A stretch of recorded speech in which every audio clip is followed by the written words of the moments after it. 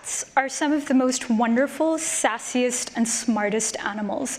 They can communicate. Our family cat regularly meows us into getting him whatever he wants. And cats can sense. They have super sensitive whiskers that allow them to see well beyond the vision of their eyes. Now, I work in wireless communication, the 4G or 5G in your phones, and currently we're working on 6G. Without me, your Instagram doesn't work and your Talabat doesn't work. So clearly, my research is important.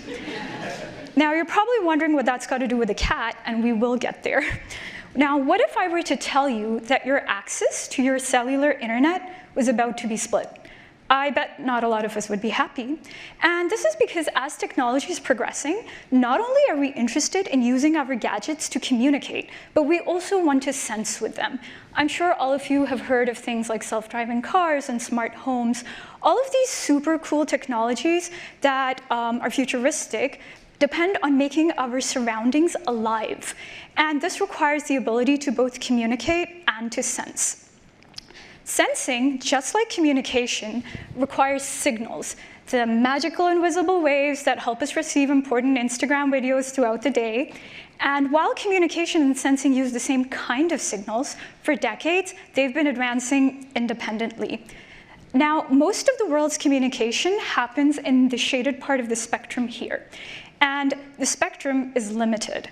But our communication needs are only growing. Wanting to increase sensing means that we're going to have to share this limited, scarce spectrum that is mostly occupied by communication with sensing.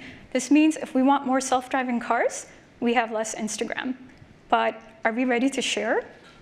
Fortunately for all of us, my lab does not believe in compromise. We are actively working on an exciting new area, one of the next big directions of 6G actually, called integrated sensing and communication, which truly allows our gadgets to become more cat-like. With Isaac, we're designing a system that allows us to use one signal for both communication and sensing. This way, we're able to reuse the spectrum, which is limited, and we reduce power consumption, because now you're using one signal for two things. Isaac will help improve technologies like smart homes in cities, autonomous vehicles, Internet of Things. It also opens doors to using our everyday gadgets for things like spectroscopy. Imagine pointing your phone at a salad your neighbor made to check for nut allergies. In closing, becoming more cat-like with Isaac is an exciting new direction that is cost-effective, green, and will improve our quality of life. Thank you, and meow.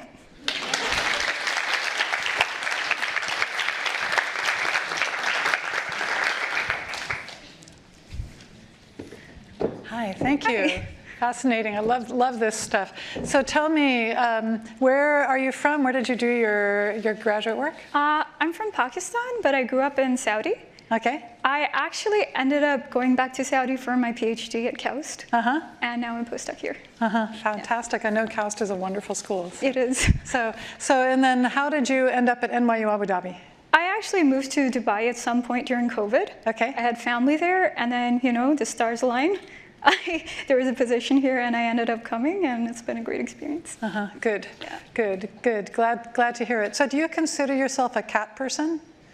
I had a cat that actually my 4th grade teacher took because the cat needed surgery, and this teacher had like a lot of pets and stuff, and I never got the cat back. And I never got the cat back, and her friend, who was also a teacher in our school, had 27 cats.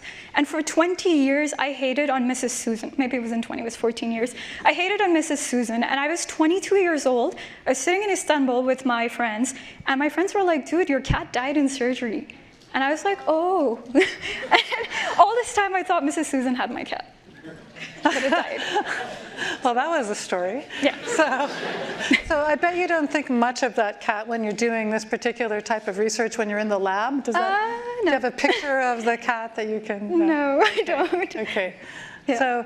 Yeah, it's interesting how our needs, I mean, I think you made a convincing case here, and it's interesting to think about how our needs just continue to expand. I mean, it's just astonishing when we think about how many smart devices we all have and how we use them, and what kind of kind of bandwidth we need. So 5 years ago, our phones did not have the number of apps that we have right now. And it's just growing. So Yeah. it's just growing. It's not declining. Yeah. So.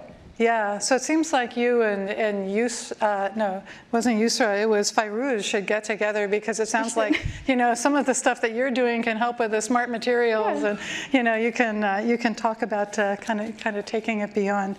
So, well, thank you very much. This is a wonderful talk, so I really appreciate it.